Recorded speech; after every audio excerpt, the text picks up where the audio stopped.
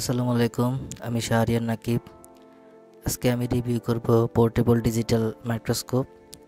তো আমরা এখন এটাকে আনবক্সিং করতেছি এবং দেখব যে ভিতরে কি কি আছে। তো আমরা প্রথমে দেখতে পাচ্ছি যে যে মেইন যে ডিজিটাল মাইক্রোস্কোপ ইউনিটটা আছে সেটা। তো এখন এটাকে আমি খুলে ফেললাম। এখন আমি তারটা দেখতেছি কত বড়। তো মোটামুটি বড় তারই দিছে। তারপরে যদি আমরা প্যাকেজে অন্যান্য জিনিসগুলো দেখি তাহলে আমরা দেখতে পারবো স্ট্যান্ড আছে, বেজ আছে এবং অন্যান্য আরও জিনিসপত্র আছে। এছাড়াও দিছে USB A to USB type C converter silver কালারের। তো প্যাকেটটা খুবই নর্মাল। তো এখানে একটা কিউআর কোড দিছে, যেটা স্ক্যান করে আমরা এটার সফটওয়্যারের বিষয়ে জানতে পারবো। এছাড়াও এখানে দিছে বিভিন্ন মডেল, কী মডেলের কী জিনিস আছে তাদের প্রোডাক্ট। তো এখন আমরা এটাকে অ্যাসেম্বলি করব। তো এখন প্রথমে আমি স্ট্যান্ডটাকে নিলাম। স্ট্যান্ডটা আমি এখানে দাঁড় করানোর চেষ্টা করতেছি। তো এটা লেগে গেছে অলমোস্ট, এই যে লাগিয়ে দিলাম।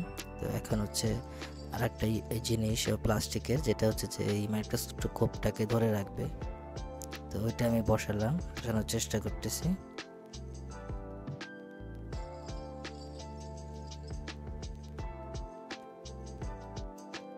তো এটা হচ্ছে যে মানে অলমোস্ট বসে গিয়েছে। আমি হচ্ছে এখানে হুইলটাকে অ্যাডজাস্ট করে আমি এটাকে বসিয়ে দিলাম।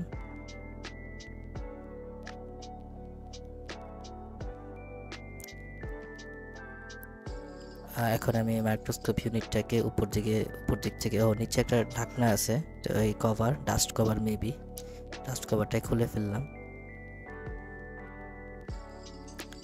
তো এখন আমি বসানোর চেষ্টা করতেছি এবং দেখতেছি যে এই স্ক্রুটা আসলে ছোট সাইজে।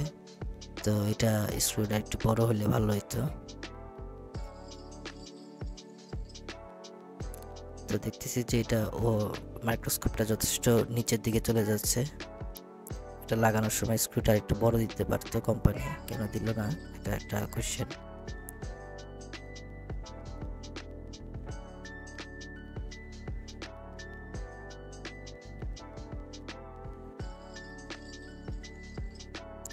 তো এখন দেখতেছি যে স্ক্রুটার কারণে মাইক্রোস্কোপটার উপরের দিকে লাগানো যাচ্ছে না। তো আমি পরবর্তীতে এই স্ক্রুটা চেঞ্জ করে একটু লম্বা স্ক্রু লাগাবো। যাই হোক, এই অবস্থায় এটাকে এইভাবে